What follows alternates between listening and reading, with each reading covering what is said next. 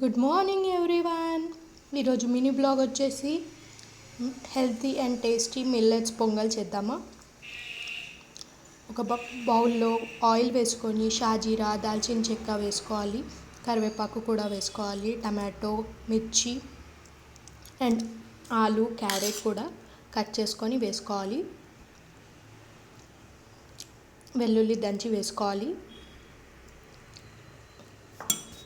ఒక గంట పాటు నానబెట్టుకున్న ఎర్రపప్పును వేసుకోవాలి.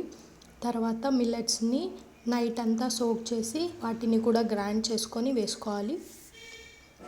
వేసుకొని కలుపుకొని దాంట్లో తగినన్ని వాటర్ వేసుకొని పసుపు కూడా యాడ్ చేసుకోవాలి. ఉప్పు పసుపు రెండు యాడ్ చేసుకొని ఒక కుక్కర్లో వాటర్ వేసుకొని ఈ బౌల్ని అలా పెట్టుకొని ఒక 4 to 5 విజిల్స్ రావాలి. వేడివేడిగా పొంగల్ రెడీ.